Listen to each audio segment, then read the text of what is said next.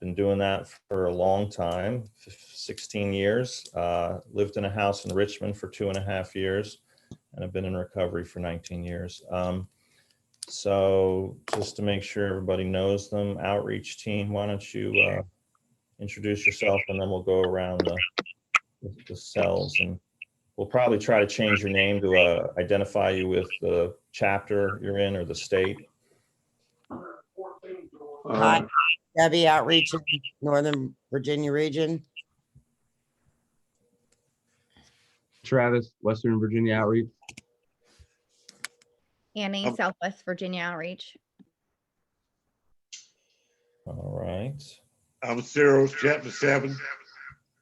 Chapter 7 in Hampton. Yes. Okay, awesome. Let's get that on his name if we can, somebody. I get it. All right, thank you, Sid. Sid, why don't you introduce yourself?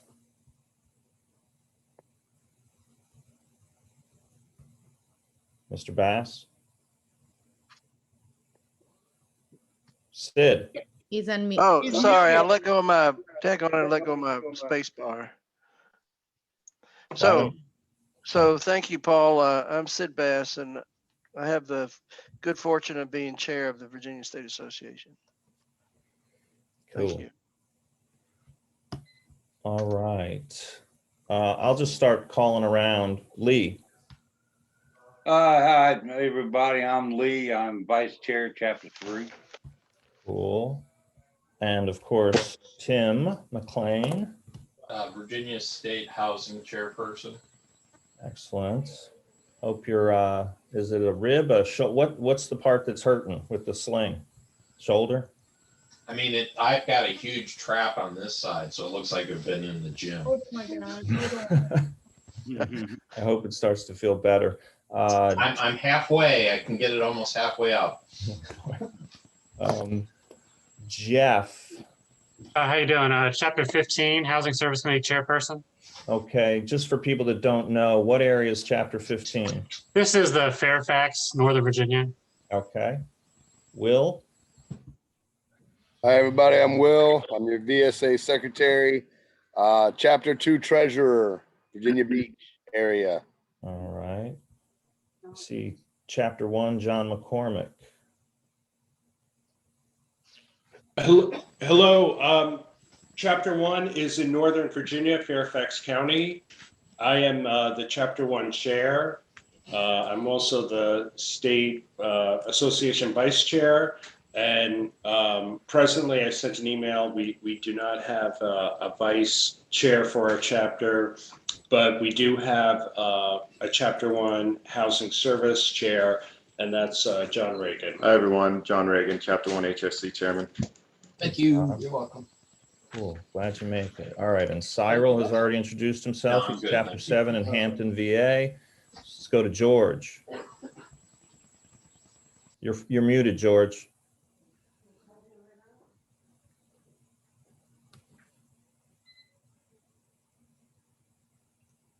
All right. George Whelan, Chapter 14, Fredericksburg, Vice Chair. Awesome. Cool. Thanks for coming. Yep. All right. And our first DC attendee, we got Anthony Johnson. Yeah, Anthony Johnson, River Terrace, Washington, D.C., the HSC chairperson. For which chapter? Chapter 3. I'm sorry. Chapter 3 in DC. Okay, great. Yes, sir. Thank you for coming. Luis. Hi, I'm Luis Cuevas. I'm from DC Chapter 1, and I'm at Oxford Bellevue, and I'm the chapter treasurer. All right, cool. Casey. Hi guys, I'm Casey. I am from Maryland, Chapter 1, Chapter Chair. And new hire at Oxford House, the central office in Silver Spring, Maryland. All right, Eric. I mean, he is today. He no longer. Yeah, I'm Eric Nyberg, Chapter 13 HSC Chair from the Winchester area. Okay, great. Jawan. Jawan Gaither, I'm with DC Chapter 3. I'm in 45th place. Right now, I'm not sure. I got an invite to this meeting, but I don't have a position, so I'm not sure if I'm even supposed to be in this meeting. Well, maybe an outreach worker is secretly grooming you for a position. They might have their eye on you. Okay. Oh, I'm sorry. I didn't even see Mark Spence. Are you? I'm here, Mark Spence, Washington, D.C., outreach, alumni. Hello. Listening in. And for those of you that, and it should be all of you, have watched the 60 Minutes video, that is the Mark Spence from the 60 Minutes video. Okay, James. James Martin, chapter chair of chapter 3, DC chapter 3, big chair. Awesome. And we are grooming Juan for chapter chair's position. That's why he was invited. All right, cool. Is someone getting names here so we know that? I got it. All right. And then we have another James from chapter 10 in Virginia. Hey, James Cornelius, chapter 10, Charlottesville, chairperson. All right. And who is that? Oh, Yolanda.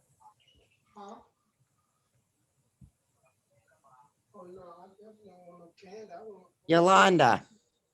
Wolanda. Oh, sorry. Wolanda? It's okay. Hi, family. My name is Wolanda, and I am from chapter 17, the Northern Virginia area, and I am HSC. All right. I don't know who's on Galaxy A21 other than the white wall. Who's that? Don't recognize. Oh, that's me. My tablet doesn't have enough volume, so I had to put my phone on also. Okay. And who are you? I'm Cyril, chapter 7. Oh, you have, okay. All right. Well, let's make sure that stays muted. That's okay. I got you. All right. I'm going to mispronounce this. How about I go with Mr. Lautenberger? Hi, yeah, I'm Koya Lautenberger. I'm the male HSC for chapter 1. In Virginia? No, Maryland. Oh, Maryland. Okay. Yes, sir. Okay, cool. All right. And Cheryl. Correct. Hi, good Re- morning. Yes, chapter 2 chair, Washington, D.C., Oxford House, Roe Jones. Okay. Wow. We got a lot of DC, Maryland people. That's awesome. And Shannon. I'm Shannon Fox. I'm from Chapter 9 HSC, and I cannot remember what state position I hold. Travis knows. Public Relations Chairperson. And I'm the HSC for Winchester. Okay. All right. I didn't realize there was a page 2. So who am I missing there? I have Michael from DC. Yes, hi. I am Michael S. from member of Oxford House Dunbar 2 of DC Chapter 2 and DC Chapter 2 Chair, DC Maryland Regional Events Chair. Okay. Who have I not? Angela Smallwood. Hey. Hi, Angela Smallwood here. I'm the Chapter 6 chair. That's Virginia in Roanoke. Oh, in Roanoke, Virginia. I'm so sorry. No And your problem. state budget and finance. And state budget and finance. All right. I don't think I called on Tanya, did I? Chapter 17? Hey there, Tanya Davis, chapter 17, Northern Virginia. I'm the chapter vice chair, Arlington, Virginia. Okay. Who, if I've missed anyone, please just unmute yourself and introduce yourself. Nope. Okay, fantastic. Hey, you want to give a mask away? And then we'll get started. We got a few masks that the Virginia State Association has made. Hold on, I'll show you one. It says, I'm a recovery lover. And in fact, we'll be making some more soon if you're interested in purchasing those, and they'll have, the heart will be red, so those will look even cooler. But we have some of these to give away. Who's doing our random? You're muted. Damn. So it's gonna be kind of weird the way you're doing it because there's people on multiple screens. So you're gonna have, if it hits a multiple screen the way we're doing it, are we just gonna do like rock, paper, scissors to see who wins it? Oh, I see. Well, we only have, they'll have to figure it. I don't know what to tell you. They'll have to figure it out. Say you just let them arm wrestle. Just let's see what Yeah. happens. Something like that, right? I have a wheel of names if we want to use that. next. Boom, 14. So count down 14 there, Paul. Okay. Oops. 1, 2, 3, 4, 5, 6, 7, 8, 9, 10, 11, 12, 13. James C., Chapter 10 Chairman. What's up? We'll get that to you. Travis will get that to you. All right, That's cool. awesome. All right, let's get rolling. I don't want to keep you guys for too long on a Saturday. So I am going to pull up a PowerPoint here and start talking about it. Let me do that. Where's my share screen?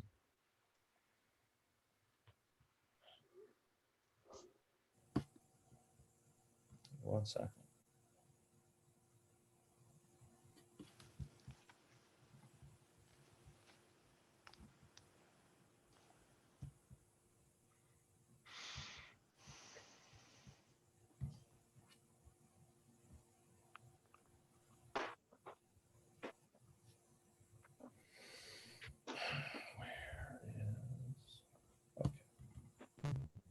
Right.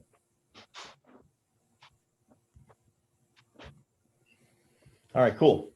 We're talking about chapter housing service committees and how the housing service committee chair and chapter vice chair work together to make a housing service committee run well. At the top of this is just some sort of definitions of what a housing service committee chairperson and what a chapter vice chairperson is and what a housing service committee representative is. I'm going to kind of try to move quickly through that because I want to get to the rest of it, which is more the nuts and bolts of how you guys can run a successful housing service committee. This is not on the PowerPoint, but I do want to make one quick point having to do with sort of the research and the stakes here. Because, you know, Oxford House, there's a lot of research that's been done on Oxford House, and we are a very effective, very successful housing intervention. In fact, the best that there has ever been studied. And some of the research on some of the other models isn't great, but there has been some, and it's clear that our percentage of success is higher. In fact, one big study that was done about Oxford House showed that after a year, people that lived in Oxford House, 87.5% of them were still clean and sober. And that was people that had lived in a house for a week versus people that had stayed in a house for the whole year. All of them, 87.5% were clean and sober. This is, I'm just throwing this number out, but it's an example of a success rate of some other models, at least in some of the research, is 50%. So the point I want to make to you guys is if the Oxford House model keeps 87.5% people abstinent a year later, and another housing model only keeps 50% abstinent a year later, there's a 37.5% of the people that will stay abstinent in Oxford House and will not in another model. And what that really means is the closer we get our houses to run to the Oxford House model, the more people that will stay in recovery in those houses. And we all know, unfortunately, all too well, that a lot of times that's a difference between life and death. So keep that in mind. You know, what we're doing here is really important. And what housing service committees do is important because the closer to the model we can get our houses, the more lives we save.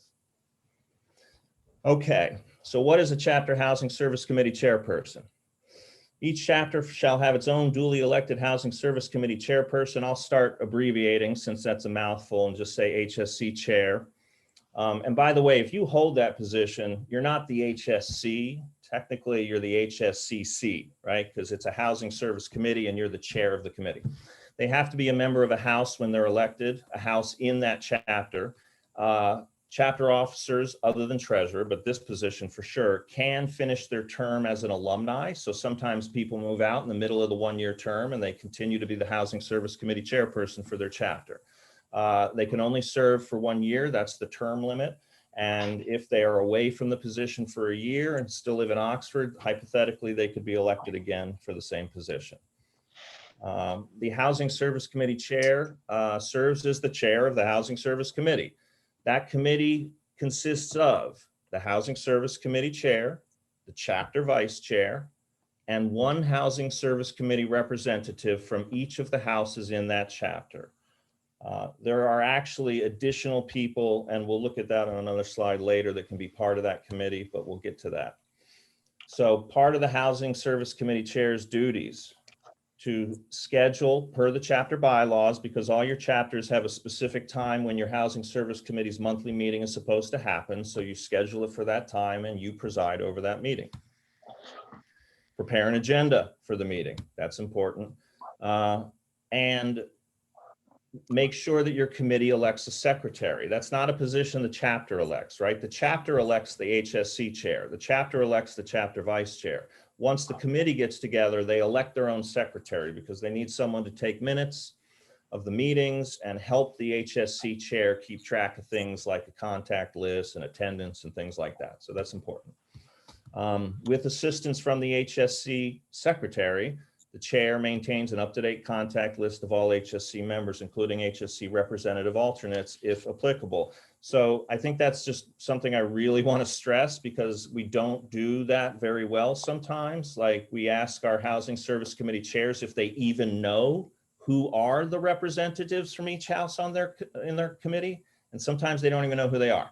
So very important. There's nothing, you can't really do anything else with your committee until you know who they are and you have their contact information. The reference to alternates, a lot of chapters do this. In fact, I think most in Virginia, I'm not sure about DC or Maryland, but in a lot of places, they will encourage the House to actually designate not just an HSC representative, but an HSC representative alternate, because there can be a fair amount of activity or functions that the Housing Service Committee is doing. And so that way, if the HSC rep for that house is unavailable, they know who to turn to say, hey, John can't make it, you're the alternate, we need you to go to the meeting, or we need you to go to that house visit, or whatever it is. Okay.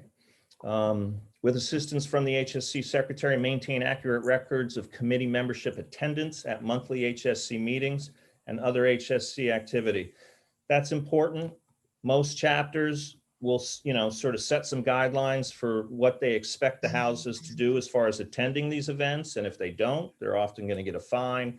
It's important that the committee chair keep track of that stuff so that the houses are held accountable. Prepare a written report to present at the monthly chapter meeting. So of course, the HSC chair is one of the 5 officers of the chapter, and they will get called on at the chapter meeting, not their meeting, not the HSC monthly meeting, but at the chapter meeting to give a report about what's going on with the Housing Service Committee. Okay, so we're also talking about chapter vice chairs. Same thing, chapter vice chair is elected from a member of a house in that chapter. They have to be a member at the time they're elected. They serve a 1-year term, and they can finish their term as an alumni. And if so the chapter vice chair actually has a few duties that aren't related to the Housing Service Committee. They're just related to the chapter at large. So if you're a chapter vice chair, you act as chair if the chairperson of your chapter resigns or is expelled or is otherwise cannot serve. If the chapter chairperson is unable to run a chapter meeting, is not available, then you will run the chapter meeting. And as one of those 5 officers, you will also be asked to prepare a report at your monthly chapter meetings. And most chapters at this point expect that to be a written report. You should do that anyway, all right. And serve as chairperson. So this is just some chapters, when they want to do something like fundraising, will actually elect a fundraising chair. If they don't, the default officer that tends to head up those kind of temporary or extra committees is the chapter vice chair. But I want to talk about the way that the chapter vice chair relates to the Housing Service Committee. If the Housing Service Committee chair resigns or is expelled, then the chapter vice chair steps in and acts as the chapter Housing Service Committee chair until the chapter can elect a new one, which often they'll elect the chapter vice chair to become the new HSC chair. If the HSC chair is not available to run that monthly Housing Service Committee meeting, the chapter vice chair will do that. And really what they do is just work hand in hand with the HSC chair. This should be sort of a two-person team that's heading up that Housing Service Committee. The Housing Service Committee chair and the chapter vice chair should be working with each other all the time, communicating with each other all the time. So what are the representatives? Each house elects its own Housing Service Committee rep for the Housing Service Committee in their chapter. Those terms, like other house officers, right? Because this is not a chapter officer position, it's a house officer position, cannot exceed a term of 6 months. Okay, the HSC rep should be an experienced House member with a basic understanding of the Oxford House model. Sometimes that happens, sometimes it doesn't. We'll talk about that in a little bit. The HSC rep has to attend and represent the House at those scheduled Housing Service Committee meetings and other Housing Service Committee activities, such as House visits or presentations. We'll talk about that. The HSC rep will participate in scheduled presentations at area treatment centers and other referral agencies, informing about Oxford House and distributing Oxford House literature and vacancy information. Obviously, lately, we have not been doing a lot of in-person presentations, but we're talking about how this is supposed to go when maybe someday we return to a normal world without a pandemic. The HSC rep will assist in the various tasks of opening a new house. The HSC rep will assist the HSC chair and committee with supporting and training struggling houses. The HSC rep will inform their individual house of pertinent information discussed at the Housing Service Committee meetings. The HSC rep is encouraged to develop partnerships with other organizations in the recovery community and help Oxford House maintain positive relationships in their community at large. I mean, it's the HSC reps that really are the main force of the committee. The chair and the chapter vice chair are kind of running and organizing things, but it takes a whole committee. So these rep positions are important. What is the Housing Service Committee? It's really the only permanent committee of every chapter. It's the only committee every chapter must have. It's really important. I can't overstate this, and I really mean it. The Housing Service Committee is a litmus test for the chapter. If a chapter has a strong Housing Service Committee, they probably have strong houses. If they have a weak Housing Service Committee, there are probably a lot of houses in that chapter that are struggling. It's just always the case that way. It's just that important to have a functioning, well-functioning Housing Service Committee. And, honestly, it's an incredible opportunity to be a service. I mean, I cannot stress to you enough how firmly I believe that service work will keep you clean. I think most of the people that have been around Oxford House for a long time consider that to be an essential pillar of how they got to the point they are at in their recovery. So it's an opportunity for you to help yourself stay in recovery. There you go. Okay, so moving on. What else is the Housing Service Committee? Well, we covered this, right? It's comprised of the HSC chair, the chapter vice chair, one representative from each house, and in some areas, most areas, an alternate. But it also, I just want to point out two other things. The committee also can also have members that volunteer to be on the committee, and alumni that can volunteer to be on the committee. And we don't see as much of that as I wish we did. It would be great if you guys could make an effort to include alumni after they've moved out to continue to give back through the Housing Service Committee. So what are the three big overarching functions of this committee? First, opening new houses. And I realize in all the areas that you guys are in, we have outreach workers. Actually, that's not true of Montgomery County. But there are, you know, staff around there adjacent to it at the office in DC. And staff are usually involved in opening houses, but they, you know, they can't do that alone. They need a lot of help. And originally the concept of Oxford House did not include outreach workers at all. And it was this committee that's supposed to be the mechanism by which your chapter helps open new houses. So what's the second big function of the Housing Service Committee? Outreach. And I don't mean the position, I mean reaching out to the community and doing presentations and telling people that might be interested in Oxford what we're about and how to apply. Telling, you know, people that work at some of these referral agencies about Oxford House, and that if they have clients that want, you know, support for the recovery, they should come to Oxford House.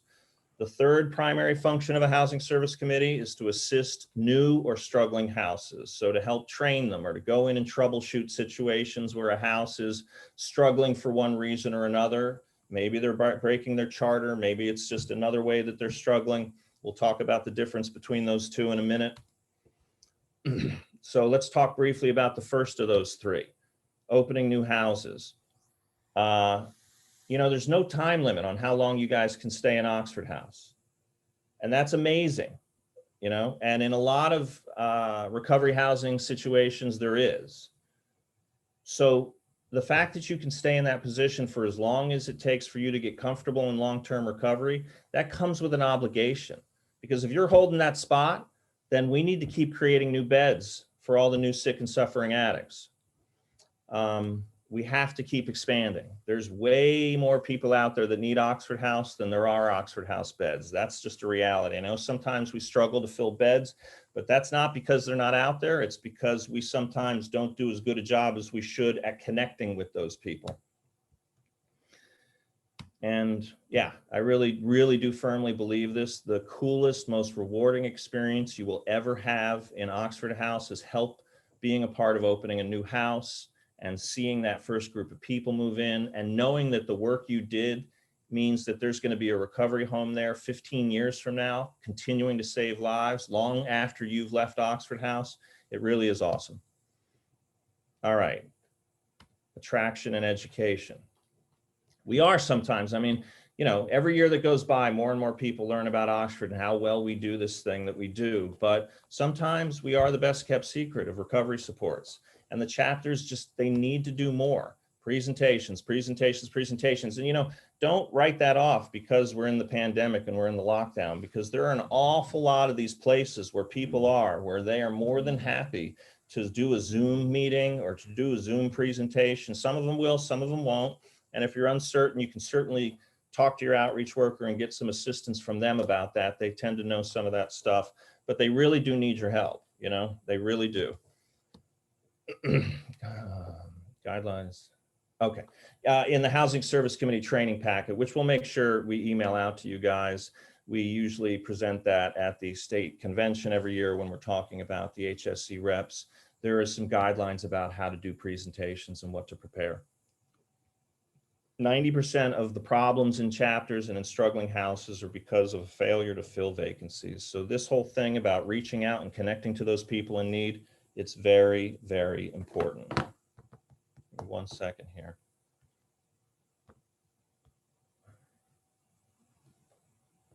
Okay. And I suggested this, but when it comes to presentations, if you've never done one, even if you're the Housing Service Committee chair, the chapter vice chair, talk to your outreach worker. You know, they could go to a presentation with you and some of your committee members. Probably after the first one or the second one, you'll be comfortable doing it on your own. It's pretty simple and straightforward. It's just about sharing your experience, strength, and hope. And, you know, we used to do a lot better of a job of this in Virginia, I'll be honest with you. And in some areas, we still do have a few, but we really need to get back to where we've got all of these places, the treatment centers, the outpatient centers, the recovery centers, probation offices, whatever it is, wherever the people are, we need to get back to where we're going into those places on a regular basis and doing presentations. And that is all supposed to happen through the Housing Service Committee. What are some examples of places? that we would want to reach out to, do presentations to, or at least connect with the staff and maybe get some literature about Oxford House Inn. This is a long list. You can see it on your screen. I'll read down it real quick. Inpatient treatment centers, outpatient treatment centers, detoxes, crisis stabilizations, recovery centers, community service boards. That's a Virginia thing. There's an equivalent in Maryland and DC. Jails and prisons, there's reentry fairs. They will let people come in from the outside and talk to the inmates. Treatment units and therapeutic communities, the same thing. And even if they won't let you in, we can always get literature in there or do a Zoom meeting at this point. Community corrections, that's the probation offices, public defenders offices, reentry council meetings, public defenders. Oh, I repeated myself, sorry about that. And faith-based communities and others. And in fact, I'll make a point in a minute. You guys can be thinking about this. What did I leave off that list? In fact, I'll tell you what, both for the purposes of that question, and if you have another question as I'm going, because I don't want us to be here for too long, I'm going to keep moving. But if you have a question, throw it into the chat, and I will ask the outreach workers to keep an eye on the chat.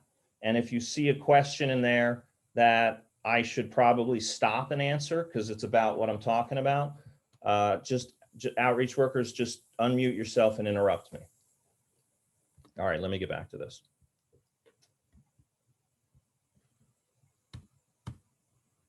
Okay, so the third of those big sort of functions of the Housing Service Committee is assisting houses, troubleshooting houses, but new houses primarily. The Housing Service, every time there's a house open in your chapter, the Housing Service Committee should be planning to go to their weekly house meetings for the first 1 or 2 months. Every week should be a primary focus of what your Housing Service Committee is doing. Because new houses will become struggling houses when your Housing Service Committee neglects them. We see this happen all the time. And there's nothing worse than having a new house open in your chapter, and then 6 months down the road, you're like, that's the house that's the problem for us. And we just opened it, and it's already behind in its bills, and there's people in there that aren't doing what they're supposed to do. Don't let that happen. And the way we don't let that happen is you guys as a Housing Service Committee plug into that house. And that's even with houses that have an outreach worker doing their thing. It's even with houses that have a really experienced core member in there. They still need some assistance and attention from the Housing Service Committee. All right.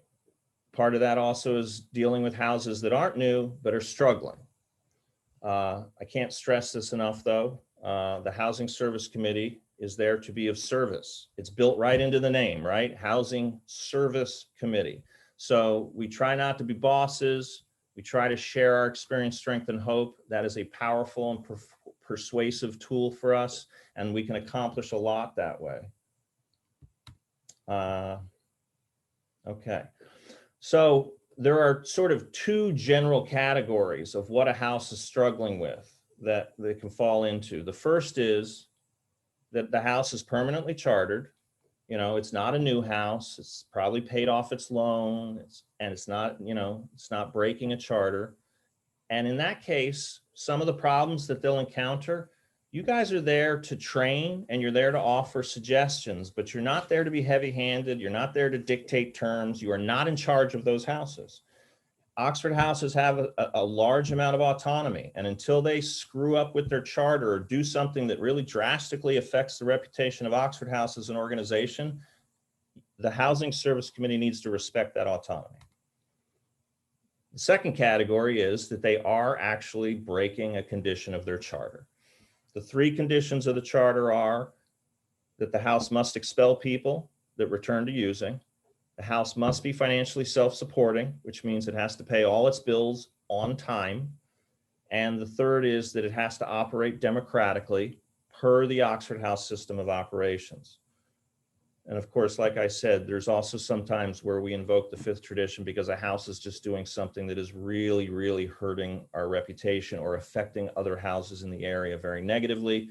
And in those situations with a charter violation, you guys, the Housing Service Committee, chapter officers, you do have a little more authority there to decide what is an appropriate corrective action to take. Please always, when you're in that kind of a situation, consult with an outreach worker, not because they get to say to you what, that you can and cannot do, but they've got a little more experience dealing with, challenged houses, troubled houses. So they might have some good advice about what's a good step towards the solution and what isn't. It's really important for you guys to learn the difference between those two.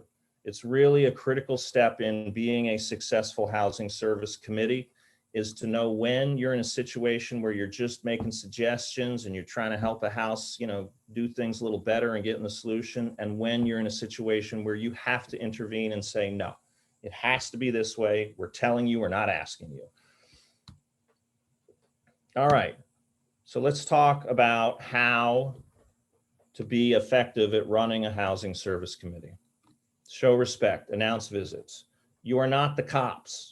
All right. You don't kick doors down in the housing service committee. All right. You tell the house when you are coming over. There are very, very, very rare situations where that might not be the case, but they are 1 in 100, if not 1 in 1,000, right? Where maybe there's a situation where you're concerned there's a significant number of people in that house that might be using, and you feel as though you have to come up and, and approach that or address that or confront them about that, without necessarily and even then, still call them 10 minutes before and say, we're on our way.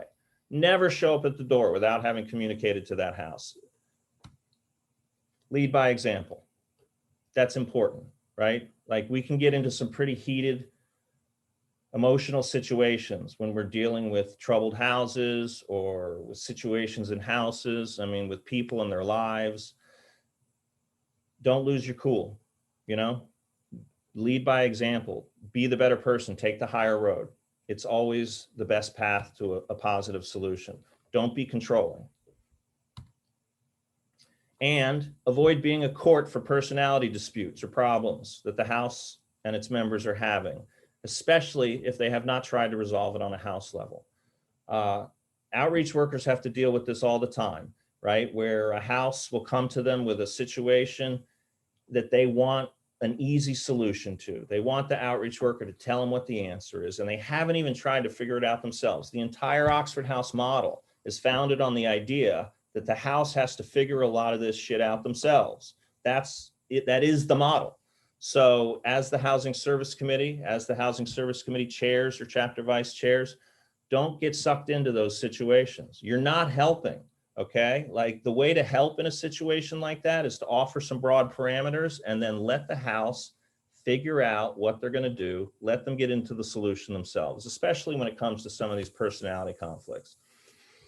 Focus on solutions, right? Sometimes that's the best thing you can do, is just keep steering the conversation back to, like, okay, what are we going to do to fix this? What's the solution here? Let's hear from everybody. What do you think the solution is? Focus on solutions. Know the manual. Very important. It's not that long. It's pretty easy reading. Some of the terms are a little outdated because it was written in the mid-70s, but all of it is still true. All of it is still wise. All of it is still the model.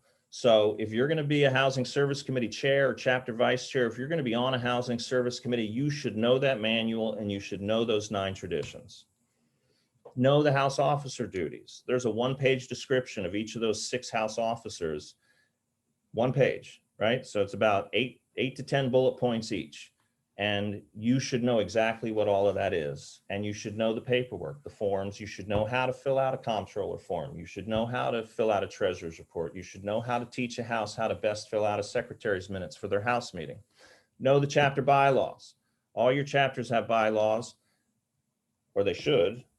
They probably do. If you're not aware of them, they do. And, outreach might be able to help you, get back in touch with your chapter bylaws. But that's just the body of rules that chapter says, hey, we're chapter 7, and this is the houses that belong here. This is when we meet. These are the things we expect the houses to do. They got to check their email once a week or 3 times a week. They got to respond to that house activity report because that's important. And some of those things will have some fines associated with them. And so it is important for you guys as the Housing Service Committee to know what those are so you can hold houses accountable. Know the house's rules. as the officers of the Housing Service Committee, you should have a Housing Service Committee binder that has a copy of each of the houses in your chapter's rules.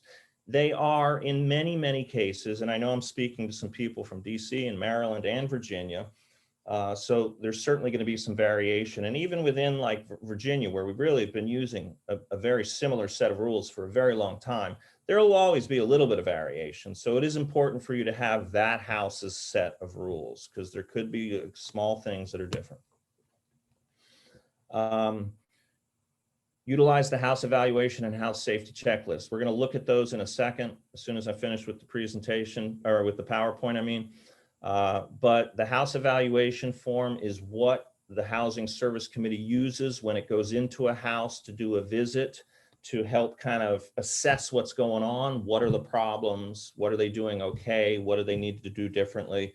And the house safety checklist is something that has been around for a long time, but we're really trying to focus on that a little more these days, because it's got a lot of important stuff in it. And at least in Virginia, as a result of a process with the state that is now certifying recovery residences, we need to start using this form so that we can assure the state that the Oxford houses are a safe place to live.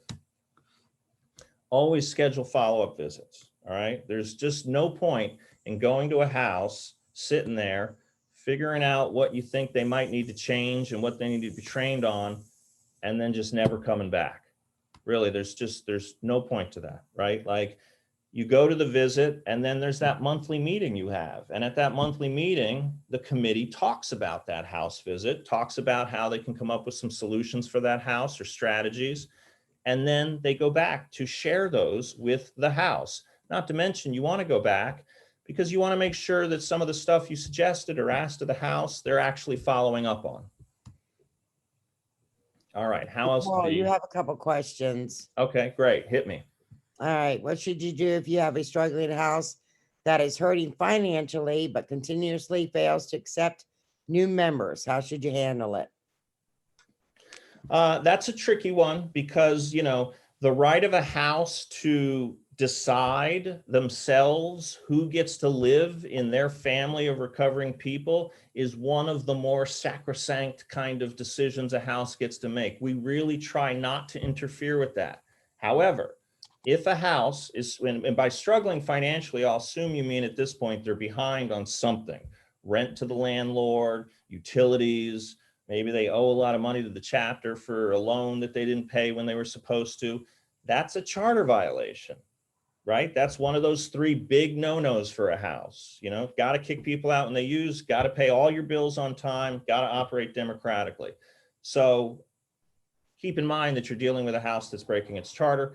So you do have, you know, some options that you wouldn't otherwise. But really what we try to do is, you know, confront them about what, you know, sometimes it's just because they don't have the proper understanding of what are we looking for in a new applicant? What are we looking for in a candidate into our house? You know, maybe they just need to kind of have that explained to them. You know, watch the 60 Minutes video, go over the interview etiquette, talk about the concept of, you know, who's right for Oxford House and who isn't, and let them know, hey, you know, like this is, you know, you voted no to 4 people in the last 3 weeks and you can't pay your rent from 2 months ago. What's going on here, and see what they have to say. Usually that confrontation will get them to change. If it doesn't, then, and it doesn't happen often, but it can be appropriate for the Housing Service Committee to say, we're going to put this in writing. We're going to put a house-wide contract that says, you know, we're observing that you're behind in your bills and you're voting no to people that it's not appropriate to vote no to. If you know, and then make some stipulation, like sometimes we'll say the Housing Service Committee has to be at the interviews, or, you know, a chapter officer has to be at the interviews. Or if that's not possible, sometimes we'll say something like, if the house intends to vote no to someone, they have to pick up the phone and call the Housing Service Committee chair and explain the situation to them and explain why they intend to vote no. And if the Housing Service Committee chair isn't okay with it, well, then we sit down and sort that out. And if all of that kind of effort to maybe, you know, participate in the process with the house as far as interviewing, if they continue to resist and they continue to be a pain in the ass about it, and they're not letting people in they should, and so they're still not paying their bills, and happens very rarely, it has happened, where the Housing Service Committee will say, we're taking over the process. You're not interviewing your own people anymore. We're interviewing your people. And we're going to pick up the phone and call you and go, there's a guy named John Smith. He's moving in on Thursday.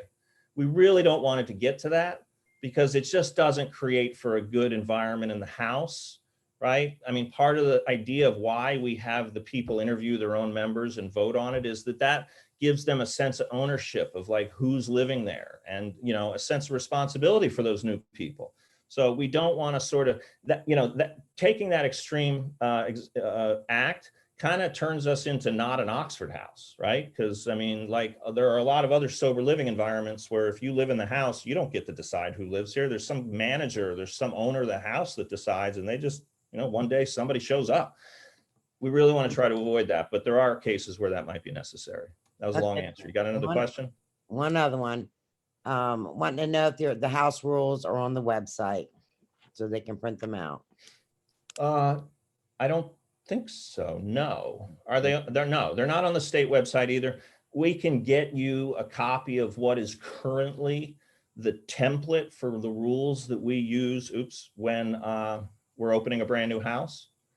But just keep in mind that that's not necessarily the exact same copy of rules that all the houses in your chapter will have. Some of your houses have been around for a long, long, long time. And some of them have updated those rules over the years, and some of them haven't felt the need to. And since they were doing everything pretty okay, you know, we didn't make them. So really the way to collect that is to check with your outreach worker. Chances are they probably have a copy of each of the house's rules. And if there happens to be a house or two that they don't, then we'll just reach out to the house and say, hey, we need a copy of your rules for the Housing Service Committee to have in their records. Okay.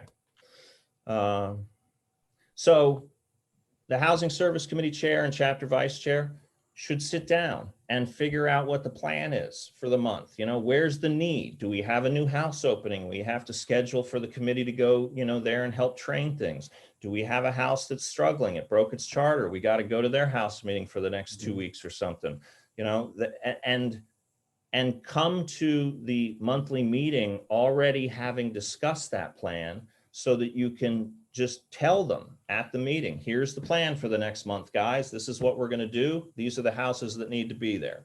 This second point, I really do want to emphasize. All right. When visiting houses or going to train a house or even to go do a presentation or whatever the case may be, don't ever go alone as an officer. Don't ever send one HSC rep. It's an utter waste of time. I'll get into why in a little bit, but you should always be sending, at the very minimum, half the committee, right? Maybe the committee as a whole. Some of the chapters here are kind of small. They got 4, 5, 6 houses. No reason to split that into a team A and a team B. When you have a house visit to go to, the whole committee should go. But definitely don't, and I'll tell you one of the reasons why. Because there was a legacy in some areas of where they're doing this thing where they're like, every month, each rep has to go to a different house by themselves. And once upon a time, maybe that worked. And once upon a time, the way a Housing Service Committee was made up, because you got to remember, Oxford House has been around for 45 years. The way a Housing Service Committee was made up was actually a small group of volunteers. But about 15 years ago, we realized that just wasn't quite working as well as it used to. And that's the point where the organization decided we're going to have all the houses elect a Housing Service Committee rep to be on that committee. And that worked super well for a long time. But then over the years, something started to happen, which is that the houses often elected someone to be the HSC rep that was not the most experienced member in the house, that didn't really know the model at all. Maybe they were sometimes the new guy and they had a car and the old timers couldn't be bothered. So they elected that guy HSC rep. So now you have a committee full of people that don't necessarily know the model. And so sending one rep into a house is a recipe for disaster, because that rep may or may not have the slightest idea what the difference between good practice and bad practice is. And they might actually see some bad practice in that house and take it back to their own house. So, and I'll talk about this a little bit, but like one of the primary jobs of you guys as the HSC chair and the chapter vice chair is to train your own committee so that they are people that know the model. But in the meantime, you should never send less than half of your committee into any situation, because with half the committee there's at least a decent chance you're going to have a few people that kind of know what they're talking about and they've read the manual and they know the model. Never go alone. Really, really never go alone, especially to opposite gender houses. If you are the Housing Service Committee chair or chapter vice chair, or even, and we can talk about this a little bit too, the chapter chair, if you show up to a house alone, you're doing a terrible job. You should stop doing it. And if you're showing up to houses alone of the opposite gender, I'm going to tell my outreach worker, we need to get this chapter to fire you because you're being irresponsible and you shouldn't do it. So don't do it. Don't go alone. And I don't just mean that because like, you never know what people are going to say you said, and then there's nobody there and you're not protected, or maybe you're doing things or saying things you're not supposed to. But it's also because you're passing up on an opportunity to train your committee. Like even if you're the HSC chair and you know the model and you know what the solution maybe needs to be in this house, if you don't bring 3 or 4 or 5 of your Housing Service Committee reps, they will never learn. So this is true of outreach workers too. I tell it to them. Every time you show up at a house alone, in some regard, you're failing to do your job. Okay. Communicate attendance expectations effectively. This is about your committee, running your committee, right? So you're going to schedule a house visit for a month, or you're going to schedule a presentation. You have to communicate to the committee effectively who you expect to show up to that. And when you plan these things in advance, you're not asking, okay, the houses whether they can come. You're telling them that they will be expected to attend. And if the HSC rep for that house can't make it, well, then they have an alternate, hopefully. And if they don't, they better figure something out because somebody from that house needs to be there. When you go into the meeting, like I said earlier, you should already have that schedule of like, this is the couple of things we're going to do this month planned out. You know, if you have a team A and a team B, what houses are in team A, what houses are in team B, which of those is going to this house meeting. If it's the committee as a whole, then just let them know, here are the places the whole committee needs to be. But, you know, communicate that. Call your member, your Housing Service Committee reps, text them, email their personal emails, email the house email as well. Ask for them to hit respond to confirm they received the email. Remind them, follow up with a call. I mean, some chapters have used social media like a Facebook group for this. Be mindful of the fact that not all your Housing Service Committee reps participate in social media, so that might not be an effective way to communicate, but no one of these is going to do the job. And if you're failing to communicate in 2 or 3 different ways to your Housing Service Committee reps where you expect them to be, then you're going to get excuse after excuse, and you're going to spend your whole meeting just discussing whether it's fair to have expected this house to be somewhere, and you're going to spend half your chapter meeting talking about fines instead of talking about the good work you guys should be doing and the fun you should be having. Okay. Keep organized records of attendance. You know, I'm not looking at the screen here, but I know Lee from chapter 3 can certainly attest to this, because there's been this ongoing conversation for about 5 or 6 months in chapter 3 in Virginia, that's the Richmond area, where they kind of lost track of enforcing the fines for people not showing up to Housing Service Committee stuff. And now they're getting back on track with that, which is great. But for a while, basically, the Housing Service Committee chairs weren't coming to the chapter meeting and letting the chapter chair know, hey, here's the houses that didn't show up to my meeting. Here's the houses that didn't show up to that house visit after we said they had to. And so no one was being held accountable, and the committee suffered as a result, and the houses suffered as a result. Insist that your chapter enforce its bylaws. Like I said, if you don't, then nobody is held accountable, and you no longer have a committee that functions. Okay. Work closely with your outreach worker. You want to be an effective Housing Service Committee, you want to be an effective HSC chair, work with your outreach worker. They have a lot of experience. I mean, they have a little more time than you do, right? Because it's their job. They don't have another job they have to go to. So they have a lot of things they can help and share with. And they don't have to be a part of all of this stuff. Believe me, I don't want them to be. They don't want to be, right? Like there's so many other things outreach workers could be doing with their time, including looking for the next house to, you know, create beds to save lives, instead of having to get sucked into some nonsense about a house that like has completely screwed their books up and doesn't know what ends up with their finances. And like, you know, if we've got a housing service committee that's talented at training houses with this stuff, then we can send them in there and the outreach workers can be off doing something else. And we're all as a team working to get, you know, more and more Oxford houses and more strong Oxford houses. Fellowship with your HSC members. As the leaders of that committee, like, you know, try to socialize with these, try to make it fun when you can. I mean, there's a lot of important work here, you know, that's sometimes, like I said, a matter of life and death for people. But if you don't make some of it fun, if you don't connect with these people on a personal level, they're not going to want to keep coming back. All right. And I touched on this before, but I cannot stress it enough. Half or possibly even more of your job is not actually going to be going into houses and helping them. It's not going to be training people about how to do this report or that report. Half or more of your job is just training your own committee members and maintaining a committee, which is sometimes like herding cats, but you got to do it. And it's easy to not, because it's kind of a pain. Even though it's the most important part of your job, it's the most tempting part for you to ignore, because it happens all the time. Housing Service Committee chairs, they get frustrated because they gotta like constantly remind their reps to come to things, and they say, screw it. And they just start showing up to stuff themselves. That's no way to run a committee. That's not a committee. And that's not what an HSC chair should be doing. If you can't do this, if you can't build and maintain a committee, you're not going to be an effective chapter officer, and you should step down. Okay, we are almost done. I believe this is the last slide. Routine house visits. So I said this earlier, but don't use a system where you are assigning individual reps to go to house visits.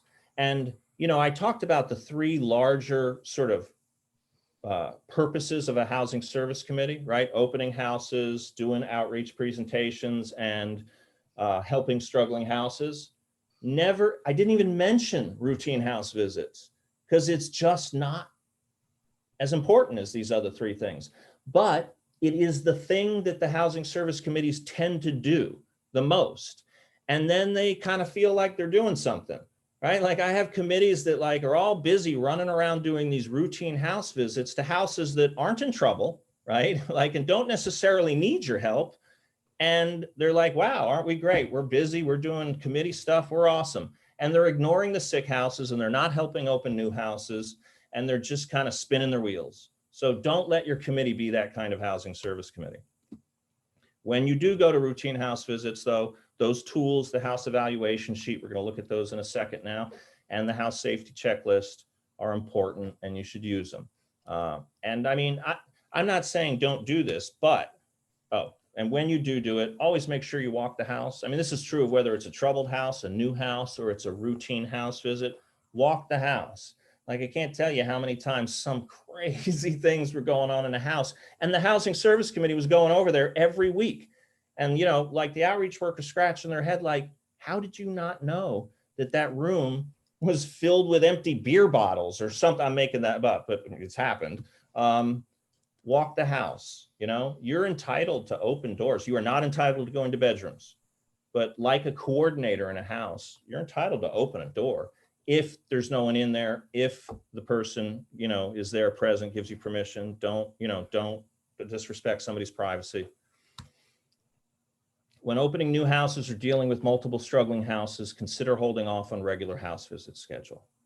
Least important aspect of the job. So if I'm in a chapter and I'm the HSC chair and I'm running a housing service committee and we're opening a new house this month, and there's another house that's 2 months behind in its rent, and there's another house that, you know, I think there's a member that's making financial decisions without votes, which is a charter violation. I got my hands full, right? I got 2 struggling houses and a new house. That's plenty. Don't worry about the routine house visit schedule, right? And then when you get back to a point where things are a little more stable and you don't have a house that's going under, and the new house has already been around for 6 months, you can get back into it. The way I recommend a housing service committee schedule one routine house visit per month, but even that could get, you know, postponed or canceled if these other more important things come. But if you go to one house visit a month, and then you have your monthly meeting and you talk about that house visit, and then you schedule a follow-up, always schedule a follow-up. And I don't know, I mean, you know, we could talk, your outreach worker and you guys can talk about this. I don't know if it's always necessary for the entire committee to go to the follow-up. It probably is for a while when you're still training your committee members. But at some point, some committees will say the whole committee goes to the visit, we do our evaluations, we talk about that at the monthly meeting, and then we send like, you know, 3 or 4 reps in to follow up and go, hey guys, you know, we talked about that meeting, you know, we sat in on last week, and here are the things we got, and if we think you guys are doing awesome, here are a couple things we'd like to recommend you change. Maybe here's one thing that you have to change because maybe you didn't know it, but it's a policy, you can't do that.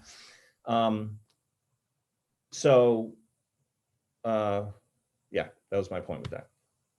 Okay, that is the end of the PowerPoint. Let me stop sharing that for a moment here, and I will pull up those 2 forms I was talking about. All right. This is the house evaluation visit form. It's 5 pages. It's pretty long. It's got a lot of questions. It's pretty thorough. Many years ago, you know, there were a couple versions floating around and we tried to consolidate them. Although we're probably going to try and do a little streamlining of this, especially now that we're focused on that house safety checklist as well.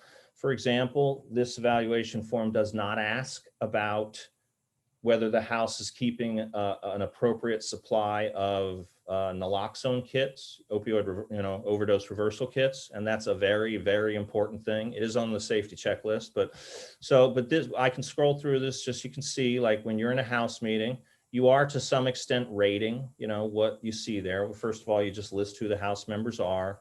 What is their rent status? That should say EES status. That should not say rent status. What, you know, what the members pay is EES. What the house pays to the landlord is rent. Amount, you know, and some standard questions that you always want to check. How much are they paying to the landlord each month? Are the bills current? If they're not, what bills aren't current and how much do they owe? Here's some of that stuff where you're just looking at, like, did they do a good job of reading the tradition, the full length? You know, did the treasurer present his report well? Did the secretary present the report well? How did they handle business?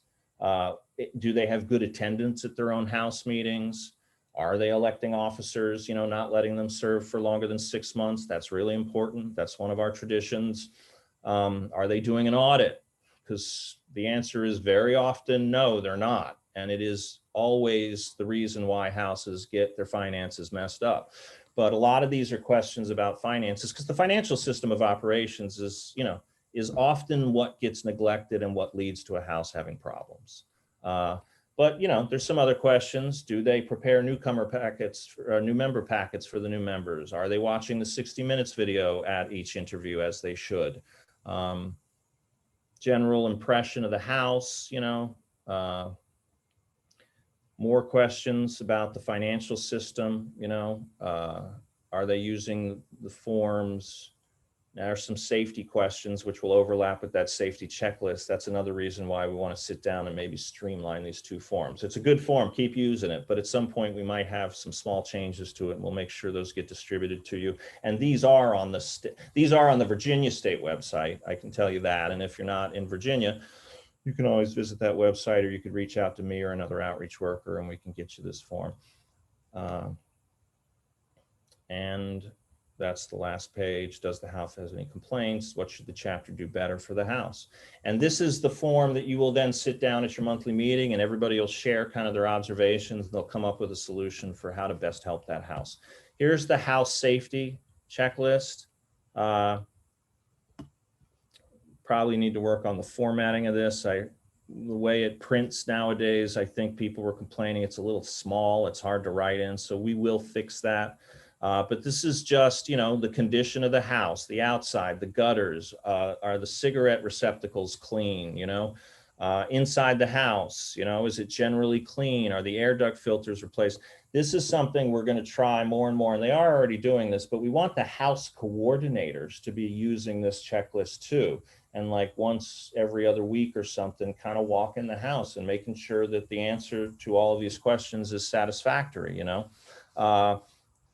make sure the outlets aren't overloaded, make sure there's a fire escape plan that's posted. A lot of houses don't have that. You really, really should. Make sure the smoke detectors are working and they're in each bedroom and one on each floor, etc. Fire extinguishers. This is important stuff just because it is, and you guys can help a house kind of raise their awareness about where they need to improve on this. But like I said, it's also going to be much more important because the state of Virginia, and again, I know I'm talking about Virginia, but there's some DC and Maryland people, but they are going to start looking much more closely at this because they have this whole system now where they're certifying and somewhat monitoring Oxford houses, or rather they're expecting us to account for the fact that we're monitoring them and are able to say to the state, these houses are safe. Do they have naloxone overdose reversal kits? Are they, in accessible places? I feel like once we had a house once that's like, yeah, we got naloxone kits, and we're like, where are they? I'm like, they're locked up with the checkbook. I'm like, what? So somebody goes into an overdose, how are you supposed to get to the kits? So important to address these questions. There's a few general financial questions as well, and that is that form. Okay. Questions at this point? You could probably just unmute yourself and ask a question if you've got it. I've gone an hour and, well, we did a little bit of, hey, whoa, prizes. Let's give away a mask. Let's give away, I got a poster signed by Paul Malloy, our founder. I want to give that away too. But you want to give away another mask, and I will figure out where the poster is. Okay. Yeah, I have a question, Paul. Yes. On the housing evaluation sheet, I noticed that there was a list of things about safety from the top to the bottom. In this particular house, this house is checked by DCRA every 6 months. So therefore the checklist and we get the results, whatever. Can that results be attached to the evaluation sheet or just copied? Because it's something that the landlord is hooked up in with the city. Okay, I mean, I've Which is never a good heard of thing. that, and It's I think a good that's thing. yeah. Well, I think that's unique to that house because I don't think that happens Yeah. everywhere. No, it's a unique situation. That's fine. Sure, you can attach it. I mean, the only thing I would say is I don't. Oxford House historically, traditionally has always been an organization that said, "Hey, us." Recovering people, we can help ourselves, and we can manage ourselves, and we can run these houses ourselves. So I think it's just always important that we kind of really walk the walk on that and say, well, even if the city's coming in to kind of do this, we also need to make sure that we're being safe. But absolutely, that could be a good way to supplement that. I completely agree. Cyril has his hand. Yeah, it's true. Listen, I just found out about this meeting this morning, and I'm speaking for one of my sponsorship celebrations, so I need to go. All right. Well, thank you for coming. I appreciate it, Cyril. All right. Y'all take care. I'm recording this, so I'm going to leave it on. Oh my God, I forgot to record it. I'm recording it, so. Paul, It's recording. There's It's 5 recording. people recording right now. Okay. You're good. Thank you. Golden. Thank you. Okay, then. Thank you, everyone else. All right. All right, you so wanna- Paul, Yes. if I could just mention, if you saw, those of you that saw the form, the safety checklist form, it said, make sure carbon monoxide sensors are in the house. And I just wanted to mention that carbon monoxide sensors are required when you have a propane or gas appliance. They're also required when you have an attached garage to the house.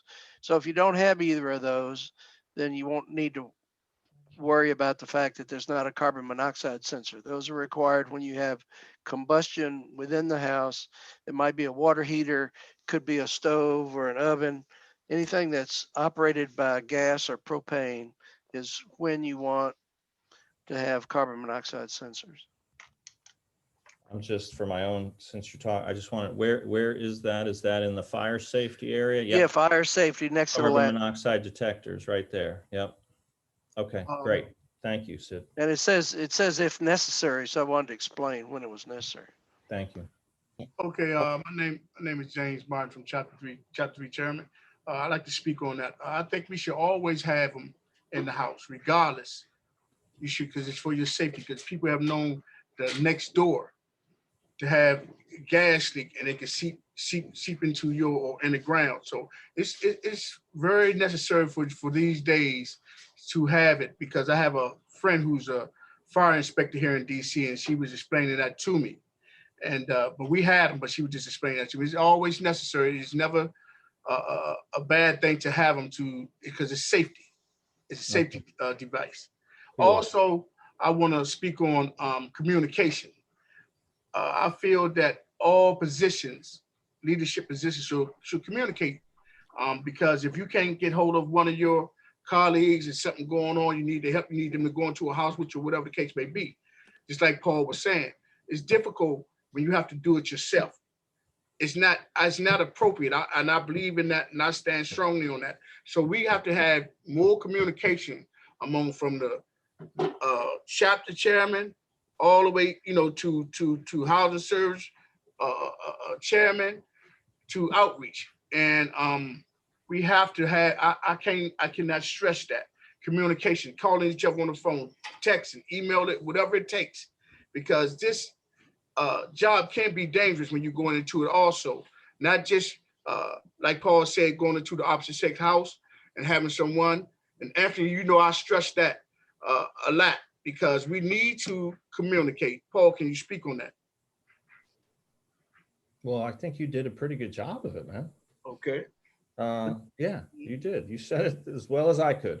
And I've neglected to mention this. There will sometimes, once in a while, be a situation where you get a call and there's something going on in a house and you need to get over there this evening. So just keep in mind that the attendance expectation, the scheduling of these sort of things that you do is about the stuff that you can plan 3, 4, 5, 6 days a week in advance. If you get a call and you feel it's necessary for the Housing Service Committee to respond immediately and get over to a house in an hour and a half, of course, call all your members, but keep in mind that we're not expecting everyone to always be able to drop what they're doing and show up. So you wouldn't hold a house accountable for having failed to attend something like that if you gave them like an hour's notice. Get as many people over there as you can, but that's not something you would like fine a house for not showing up to. No, I wasn't talking about the house itself. I'm talking about. No, I know you weren't. This is a totally separate point. Okay. And I'm Yeah. Wanda has a question, and then Claire. Okay. Wanda? Claire isn't allowed questions. Oh, my question that I put in the chat. Yes, go ahead. So not to be biased, is it while doing an interview, not to seem biased, is it, what are your suggestions about accepting members coming from psych institutions? I mean, mental health institutions. Right. So all of us are all addicts, Right. and we're all crazy. Okay? Right. We're all crazy. We wouldn't be in an Oxford house, right? We wouldn't have done the things we did if we weren't crazy as a result of our addiction, a result of dual diagnoses, right? And most of us do have many of us, I shouldn't say most, have dual diagnoses. Yeah. So let's not act, I want to say that only to say, like, there are people with more severe and less severe psychiatric diagnoses, but I don't think they need to be sort of singled out. And there is a lot of research that's been done on Oxford House that suggests that people with dual diagnoses that are even of a severe nature do as equally well in Oxford House as people that don't have dual diagnoses. So this model works for those people. So we certainly shouldn't be excluding those people. I can't tell you, I mean, I can't answer that question because we purposely created a model where case by case, applicant by applicant, you guys will sit down and get to know them and decide whether or not they are appropriate for your house. But the general disposition that we strongly encourage is that everybody deserves a chance. There is a whole system of operations here that's designed to help you deal with someone if they're not working out. And sometimes they might not be working out because they, you know, have a particular mental illness that you guys just aren't really able to help them.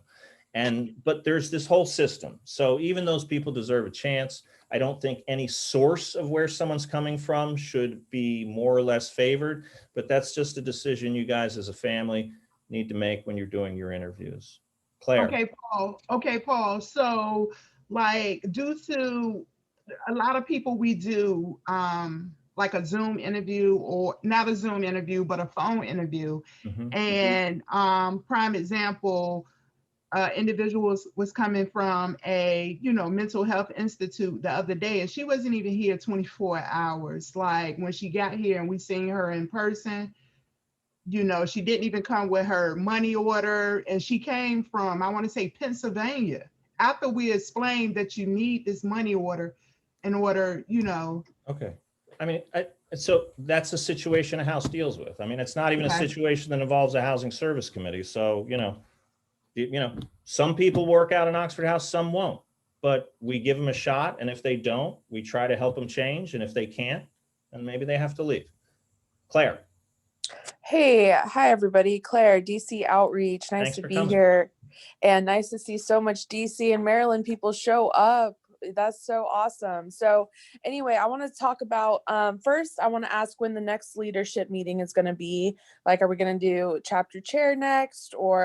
And then my second question is, you know, we're transitioning a lot, and you spoke on this briefly, from going from the one house visiting, each house assigned visiting different houses, right? That method was used in DC for a long time. So we're all switching over to the correct method of having a committee go to a house. But, you know, we have some housing service chair members here that, can you break down like the first step that committee chairs should take to start the reorganization process of switching to to this new method? Like, sure, yeah, it's pretty straightforward. Just throw that silly system out. And especially in a situation where maybe that is what has been happening. So really what you've been doing is just sending lone reps into houses to like figure out what's right and not on themselves. I would strongly recommend that in a situation like that, at least for 6 months, that what you do is just have everything be the committee as a whole. So at your next monthly housing service committee meeting, come in and know the one house that you're going to go visit that month. You know, and by the way, this is setting aside the houses that are in trouble. This is setting aside the houses that need training because they're brand new, right? I'm just talking about the regular routine visits where we go into a house just to kind of check up on them. Schedule one and tell the whole committee. They all need to be there. We're going over to Oxford House, Pollard Park on their meeting on Monday night on, December, 19th. We will all be there.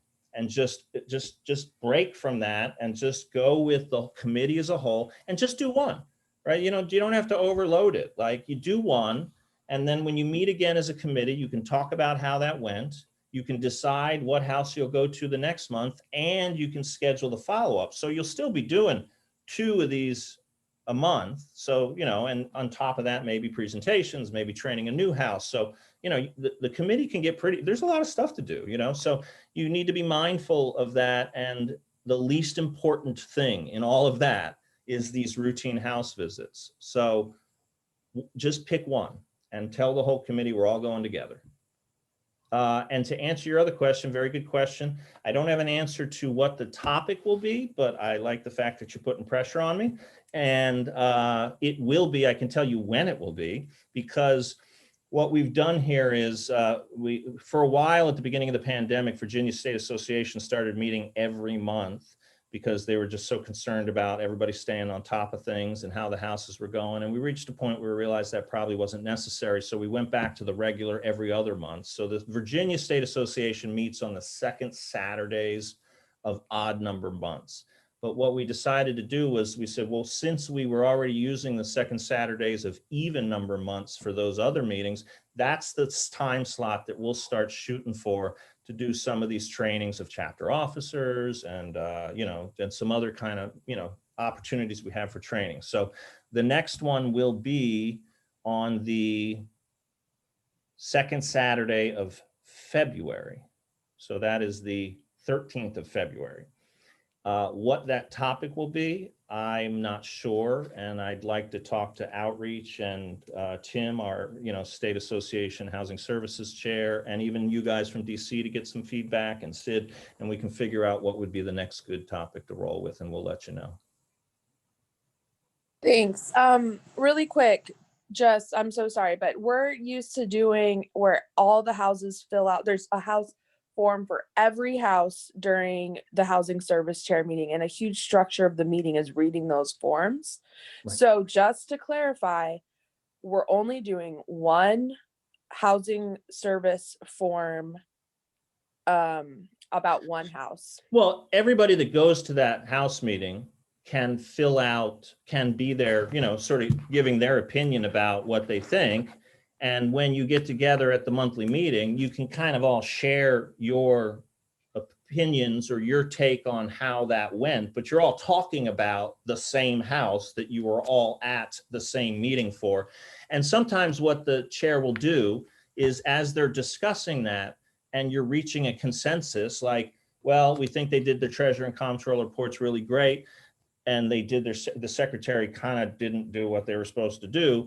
The chair can be sort of consolidating that consensus in one evaluation. So sort of combining everybody's input and having one final report. And then that can be kind of what you use to go back and give that house feedback. Yeah, one of the things we've noticed, Claire, is when they go in and every individual does their own report, does their own form, there's things that somebody catches that the other person didn't. Yep, that's true. Can I speak on that, James? Like Claire said, the way we was doing it before, but we was going before the pandemic when we was going into the houses. Right. And then the person would go into the chapter, the rep would go into the house and check, like you say, open the door, look in, stuff like that. Overall appearance, the way to sit down. Because I've went with the chapter rep from my house several times in other houses, but it was effective to me because they see how they was running everything, and like Clara gave me some advice, sit back and observe, right? So we sit back and observe.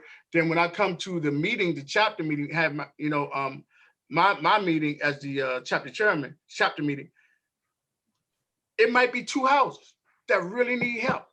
So we'll try to address them two houses and get the problem fixed. One house may be not paying, members may be $2,000 behind in rent. And they don't see nothing wrong because they got $3,000 on the books. But they're not looking at it as a business point as far as they got to pay $2,900 for rent. You see what I'm saying? So we may have to address that also with some disciplinary stuff that we may have to address. So sometimes it may be 2 or 3 houses that we might have to address immediately in that month. That's why. Yes. That's why when I feel we should still do it as a whole. Everybody read off. But now it's because of the pandemic. I understand what you're saying. They're going to say they're not going to tell the truth about what's going on. But yeah, look, I mean, what I'm talking about is when we schedule house visits just because. All right. Okay.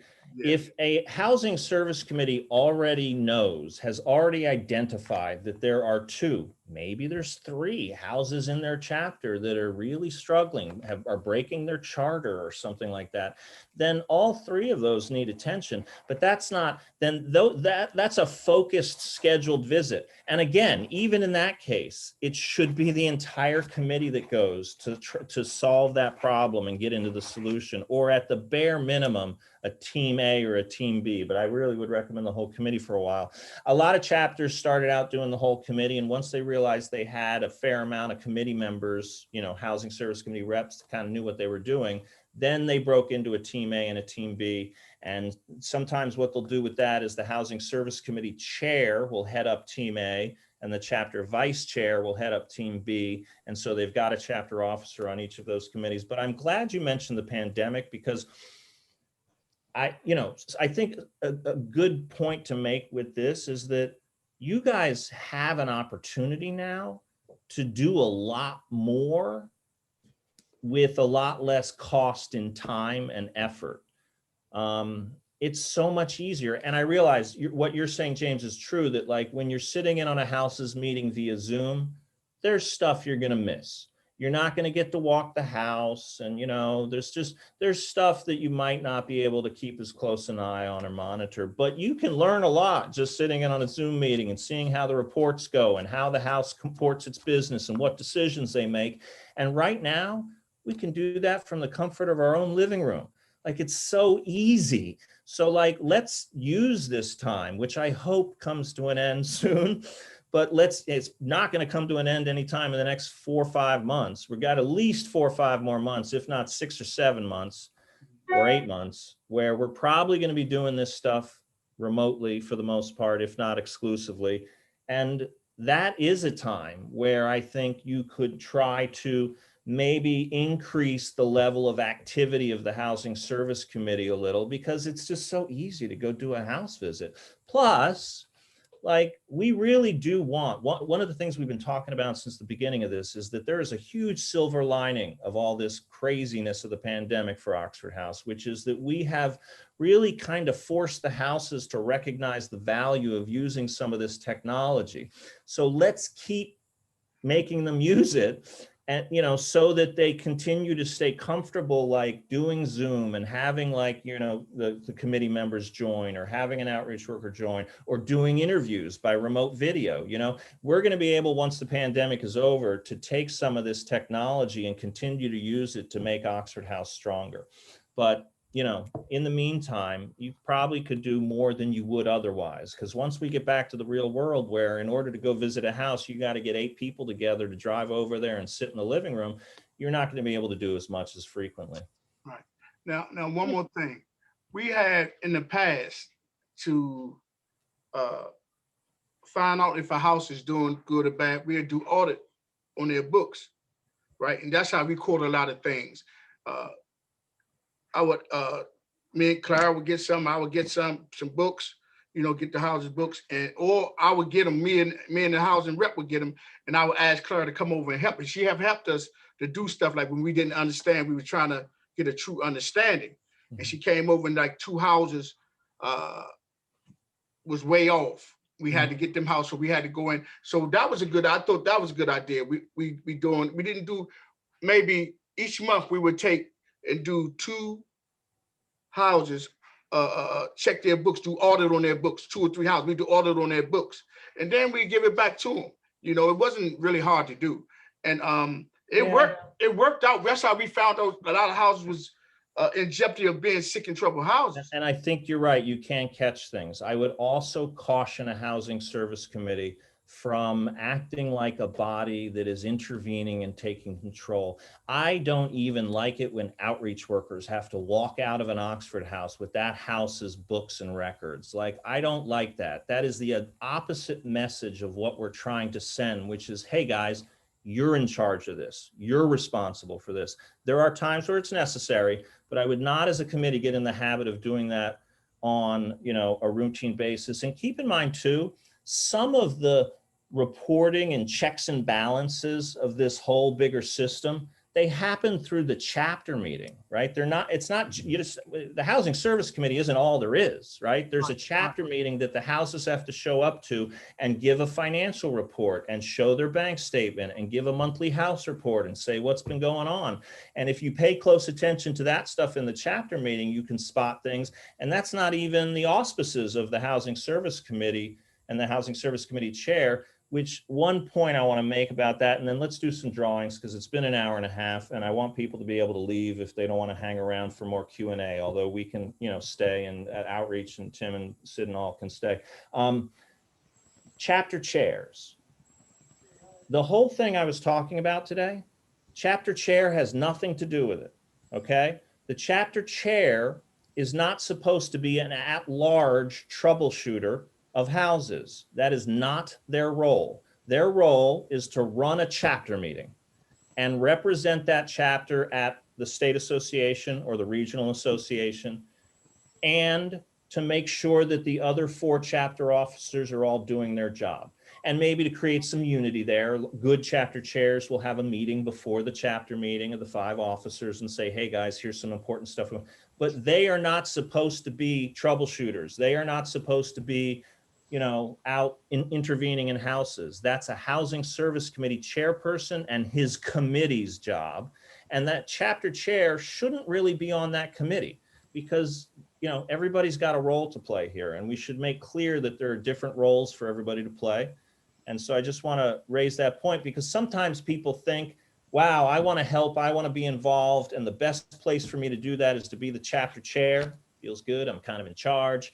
And then they go running around acting like a Housing Service Committee chairperson, and they're not the Housing Service Committee chairperson. This stuff we're talking about today, this is way more important than being chapter chair. Way more important. Okay. This is really what makes the difference. Okay. Yes, Tim. See, I wasn't. James, let me just hear from a couple people because I want to do a drawing and then we can stay later. But Tim, go ahead. And then we'll do some drawings. And I know Jamar has his hand up too, but let's, do some drawings so we can cut some people loose. I think one of the biggest things that gets overlooked at the chapter level is the treasurer should be getting the financial summary reports, and the HSCC should be getting the house summary reports. I know when I moved into my house, they've been lying for at least a year about the financial situation and the elections and things like that. And when I first got started at the chapter level, if you review those, usually within 2 months, you can tell who's being truthful and honest and who has no idea what they're doing. They just fill in the information. I mean, I've got houses where it's the same guy doing the same treasurer's report with the same handwriting. And those are all the sick houses financially because it's easier for somebody to allow one guy to control everything. But those things are really important. We've moved a lot of our houses over to Google Sheets and Google Docs, and it's just easier to share. I mean, we've got a very robust folder system that Debbie created that we don't populate, but you can tell by those reports what's really going on. And those should probably be more discussed at every HSC monthly meeting. We do a lot with looking on that back page to make sure that if we have new house members, we're holding them accountable to go to 3 out of the first 4. There's a lot of work involved in that, but I'll tell you, it changes a chapter when you've got people that start to attend the chapter meetings. We encourage them to attend the monthly HSC meeting. It's not a requirement.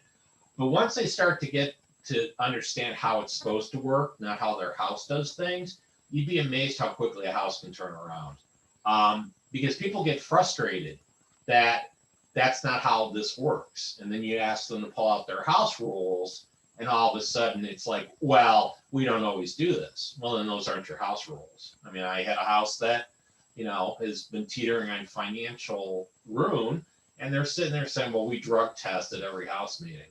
And we sit in on their house meetings probably twice a month. Not once have they ever drug tested. And all of a sudden they're like, yeah, we decided we're going to go to the baseline rules again. Because enough people in the house are like, why do we have rules if we're not willing to follow them? So there's lots of stuff that you can, do before you even get to your HSC meeting to find out if you've got a sick house or not. Yeah, and we're going to do the drawings, but I do want to highlight one of what Tim is doing in Northern Virginia and Chapter 1, John and Debbie, with those Google Forms is really cool and has been really helpful. When they're in a situation with a house that is in trouble, that needs training, that needs some observation, they tell them they have to start doing their financial forms on Google Drive. And that way it's so easy for the HSC chair or the chapter treasurer, or the outreach worker to kind of keep an eye on what things are going on. Now, obviously the goal is at some point for us not to have to feel like we need to monitor financial reports for every house in the chapter, but it has been a really effective tool up there. And I would recommend that other areas consider it for houses when they're struggling or they need some oversight. And if you're unsure about how to do that, Tim or Debbie or some other people up there could definitely show you how. Let's do some drawings here so we can give away some masks and a poster, and if people want to cut loose, they can cut loose. You gonna count the people, Paul? You gonna count the people? Sure, I'll count the people.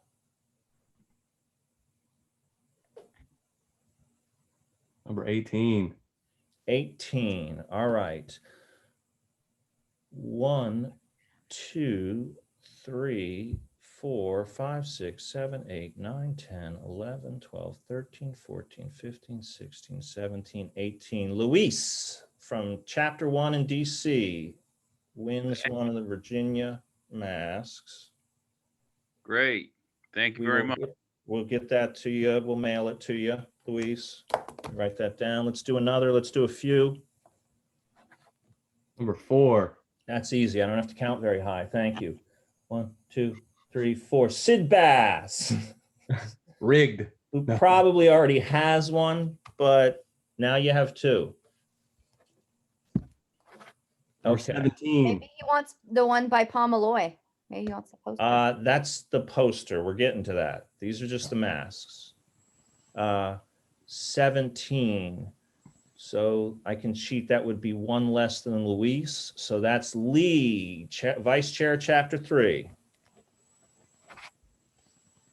Another? Yeah. Yeah, this will be let's do one more. 11. Okay. So that's 16, 15, 14, 13, 12, 11. Eric from Chapter 13 in Winchester. Thank you.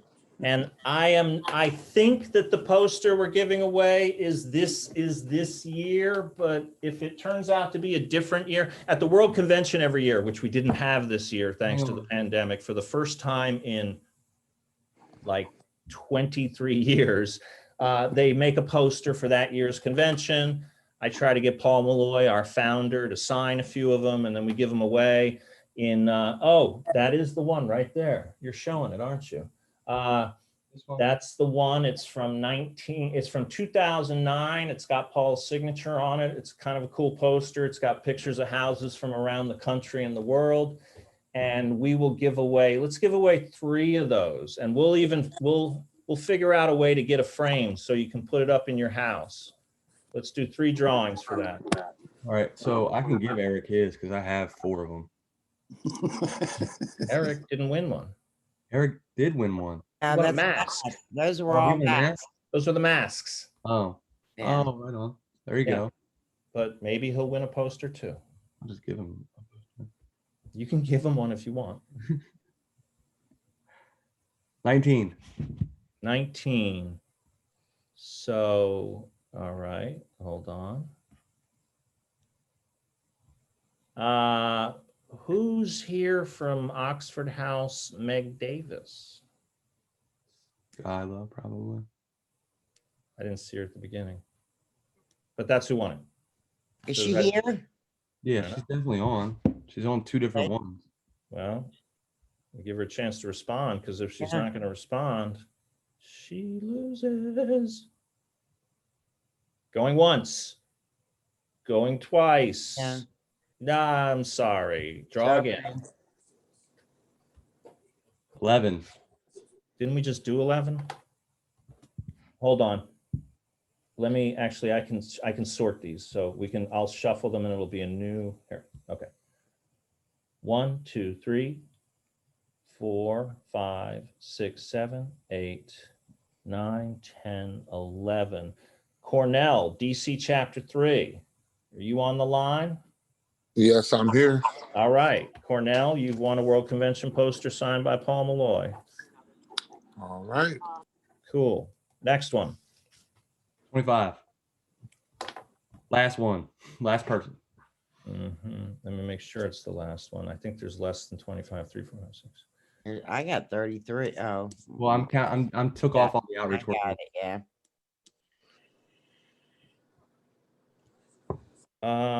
Actually, though, hold on a second. 1, 2. William Akers. Oh, that's that's Lee. I'm sorry. That's Lee from Chapter 3. He won the mask. Okay. Well, I mean, does that mean he Okay, can't no, win a no, just poster? say it. So the mask and the poster. Okay. Big winner.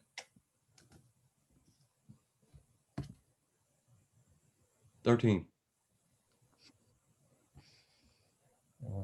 18, 17, 16. Oops, sorry. I need to play the lottery today. Yeah. Third time you'll lose, man. Jeff you're from right. Chapter 15 in Northern Virginia. Hey, Jeff. Let's do one more. They hang all their certificates. That's great. Nice. Number 5. Okay. Number 5. Let me get 1, 2, 3, 4. Virginia State Housing Services Chairperson, Tim's not allowed to Tim win. McLean. So that's 4 posters. Yeah, Okay. we can do one more poster. I got 5 of them. It's gonna be Okay. expensive on the frames, but we'll figure it Oh, out. that's framed. Yeah, we'll try to get them framed. No, you can frame your own, Tim. Number 8. Number 8. I got to get back to mine. Okay. Also known as stick pins in the wall. 1, Ow. 2, 3, 4. John McCormick. Rock, paper, scissors. That's what I wanted. Is that is that number 8? That's number 8. John and Right, Guy it got is. the rock, paper, scissors. Best 2 out of 3. Oakdale Park. All right. All right. Cool. I would have gone with best hair. Chapter 1, they should arm wrestle for it. All right, so Chapter Hey, 1, thank you. Chair and Vice Chair. Cool. All right. Kick his ass. Thank you very Oh. much for coming, everyone. If you've got questions, I'm happy to hang around for a little while, as are the outreach workers. So we can do that. Otherwise, please be safe out there. It's a very, very dangerous time in the pandemic. Please encourage your houses to continue to be very, very vigilant and take the precautions and don't have guests over and all that stuff. Do what you got to do to keep everybody safe and have happy holidays and sober holidays. Thank you very much. Paul. Thank you, Paul. Bye. Everybody. Thank you, Paul. Oh, thank you, Mark. Claire, are you still on? So Skyla said she couldn't Yeah, unmute. I'm on. Literally messaged me and said that she couldn't unmute. Mhm. I think it's hilarious. Was she, was that a mask or a poster? There's a poster. I'm just gonna give her one of the ones in my bed. Okay. No. Yeah, this is James again. No. Travis. Why not? Have someone send her one. Yeah, I'll have someone from here take it. I'm not going. Oh, yeah, we don't mean we're not letting him physically go anywhere. Yeah, I'm not allowed to go anywhere. If I was, I Those would who don't definitely. know, our fearless outreach worker, Travis Job, is recovering from COVID-19. And she doesn't need a mask from his room. Have somebody.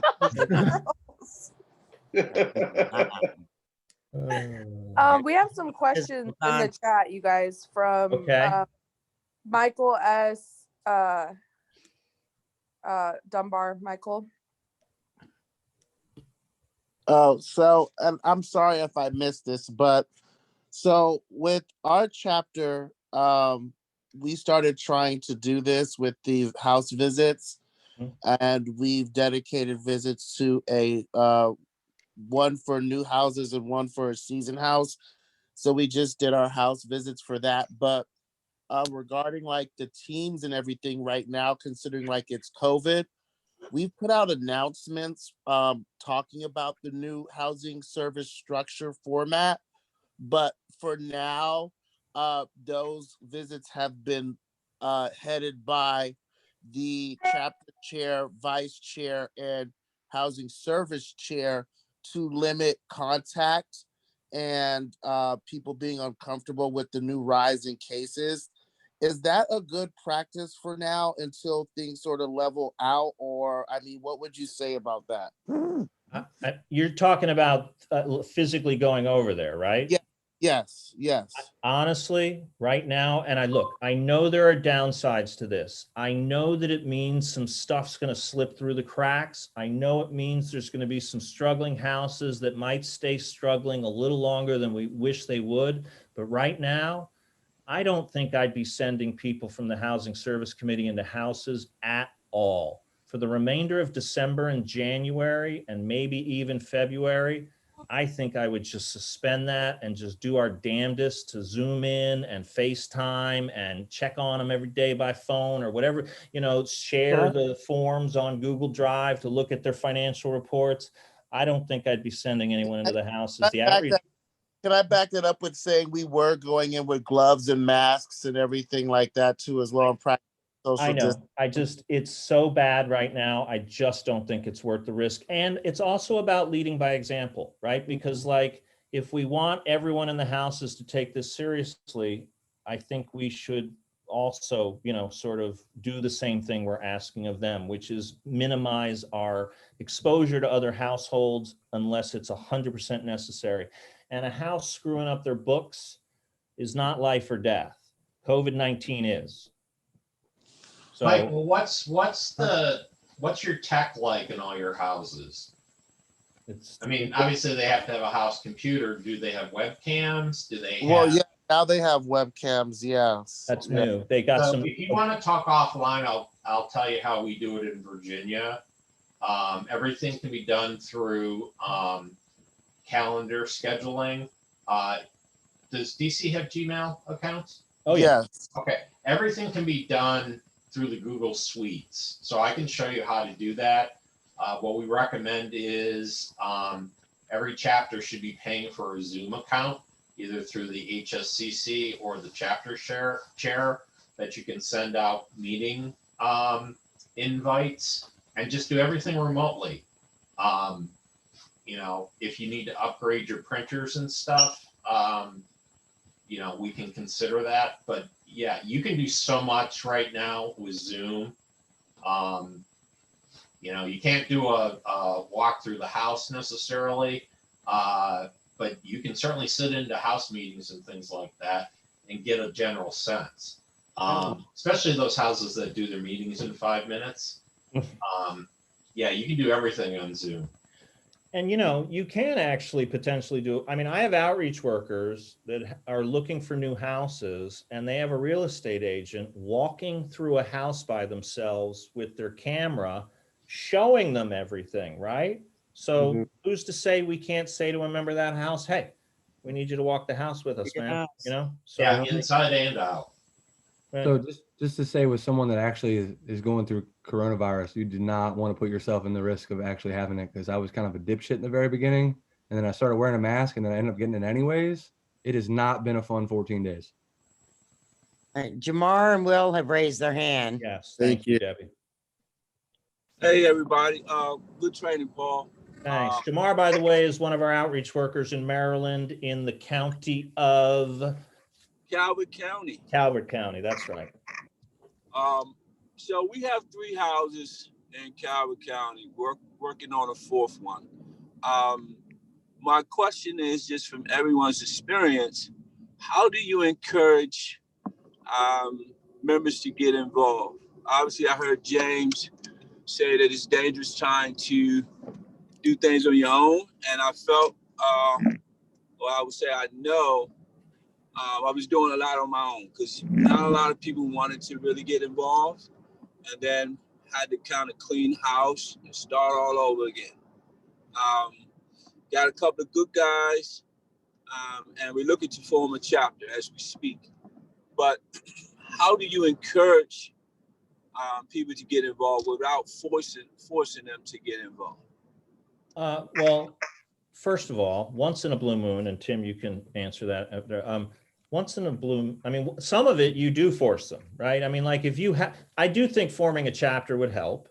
I mean, sometimes small house chapters struggle a little, but like that will give them a sense that they're responsible for themselves. They have to elect 5 chapter officers. That's not an option. So, you know, I mean, in a chapter meeting where there's an empty position and there seemed to be a reluctance to like for someone to step up and accept a nomination, the chair's like, this meeting doesn't adjourn until we elect a new chapter secretary. So somebody better step up or get comfortable. And, you know, that doesn't always produce the best person, but it produces somebody. The other thing I would say is just, you got to focus on when you have a group of houses that's kind of lackluster, like you just got to focus on the new people. You got to focus on the people who you can shape their impression of what Oxford is, kind of put them in your back pocket, which I know is way harder now because we can't like tell them to get in our car and go to a meeting or anything like that.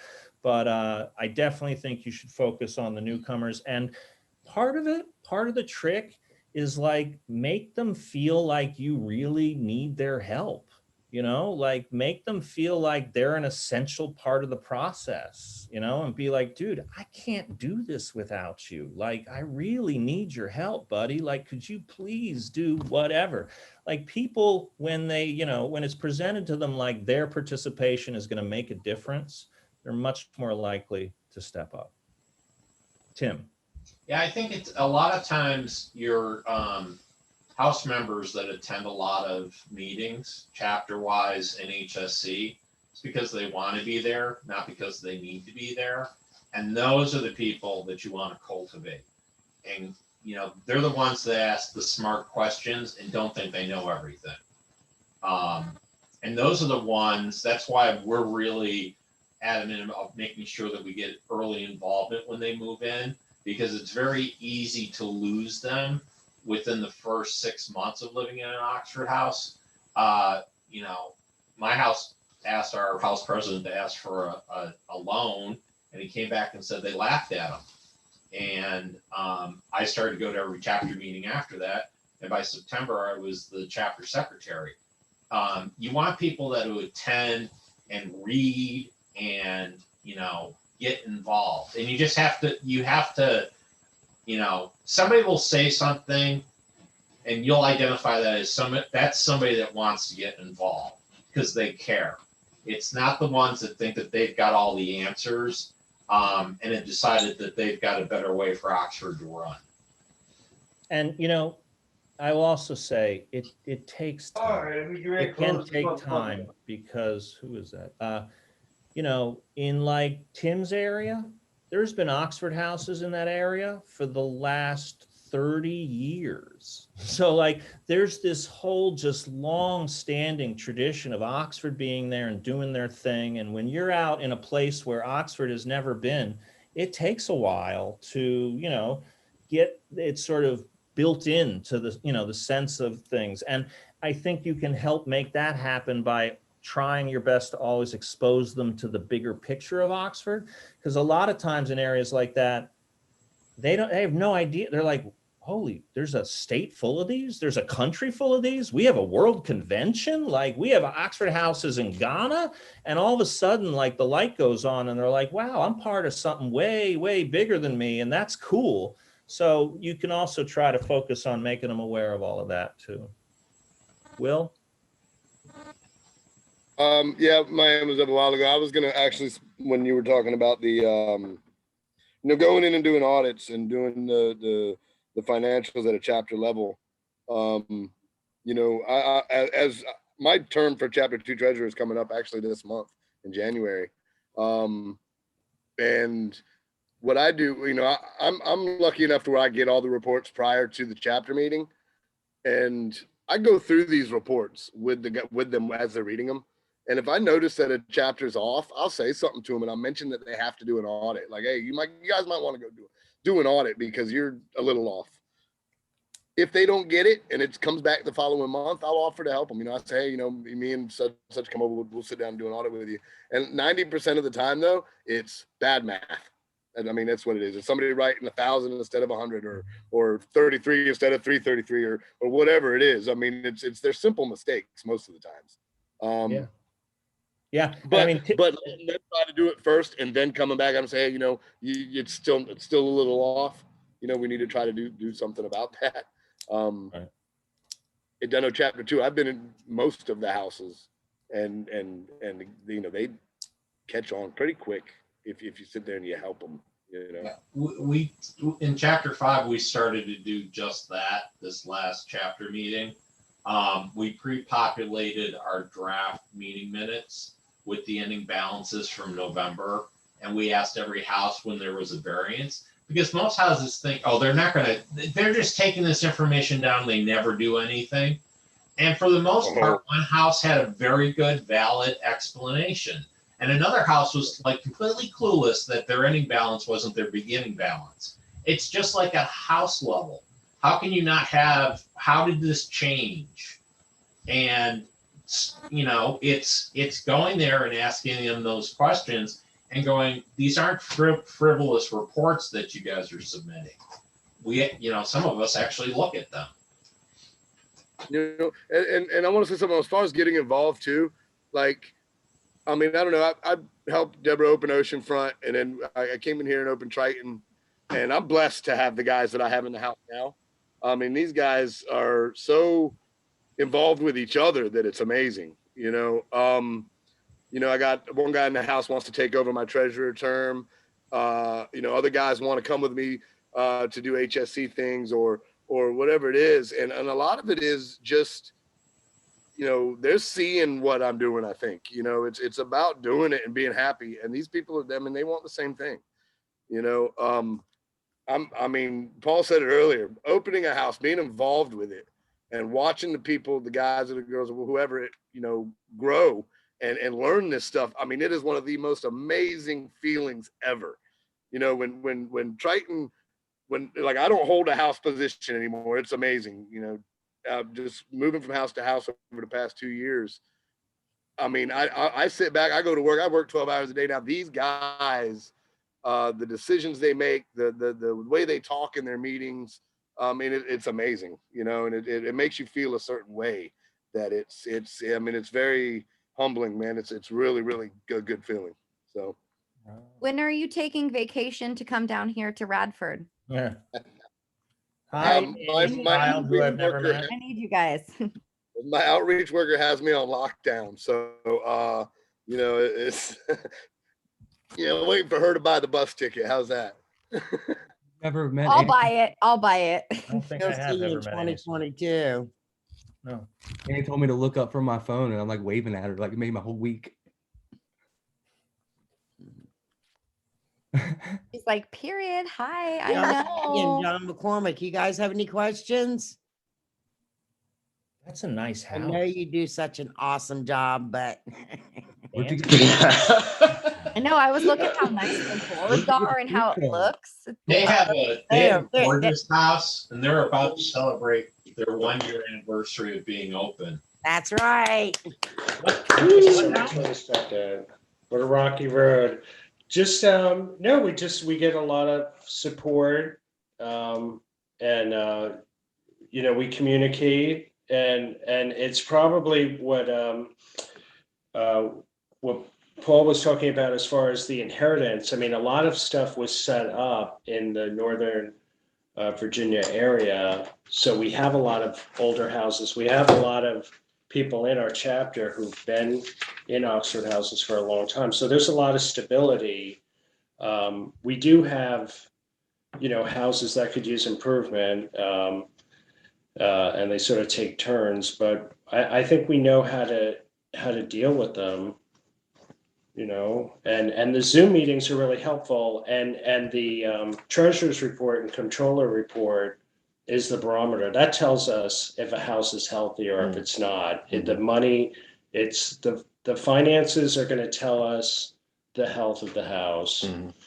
And yeah, and in my house, like what Will was saying, I don't even have a house position. I'm the chapter chair, but I have our chapter secretaries in our house, our housing service rep is in our house.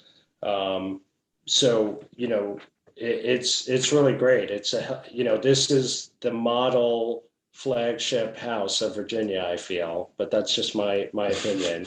Oh, that's So, bold. thank Bold you. words. Yeah. It wasn't their first 6 months. It was not. Till I got here. A house full of leaders. John's the lone man standing from the original As guys. a house full of leaders, your next goal should be to have the chapter leadership spread out a little better, right? Like, because if it's all concentrated in one house, that's probably a kick-ass house, but you're not, we got to try to draw some other people in. Yeah, that wasn't on purpose. It just kind of happened Yeah, like that due to some. Yeah. I quick- mean, the quick house, like, relapses, just, but- the vice chair, for example, Yeah. was in another house. And our the first chapter member of our house, I think, was the treasurer. And he left shortly. So, it kind of accidentally happened this way. It wasn't by design. And they're great on Google Sheets. They do a great job. Yeah, I've been really impressed with what you guys are doing with all that in Northern Virginia. Yeah, I can really speak to that. That's been extremely efficacious as far as me being able to get in and see what's going on with the house pretty much in real time without having to go anywhere. And then if I need Debbie to come in, she can phone in with me and we can both look at it at the same time. And we can get houses squared away pretty quick like that. It's definitely been a game changer. Yeah, like we have that's what we got to talk about afterwards. We have a member that is disputing what the house is saying she owes. Right. And of course, I've already looked at the sheet, and that's what he'll have to look at. So we can look at it together and figure out what's going on. Is it a member of a house that was named after a dog? It sure is. He knows. He knows what we have. He knows. He Is already that the knows. house we got all the stuff, Tim, from? I'm sorry? Is that the house where we got all the donations for Meg Davis from? Oakdale is where John Oakdale. and Don are. Yes. There are Yeah, that's the dude. I was like the dude with the tree tattoo. I was like, I know him. I know That's him. me. What's up, man? You gotta take a permanent marker around and put like little globes on your tree and take a picture for social media for like Christmas. all over the place. You got to do it. All right. It's the flagship house. It's the most beautiful house in Virginia. Relax. Dude, it's amazing. Like it's something off guard. All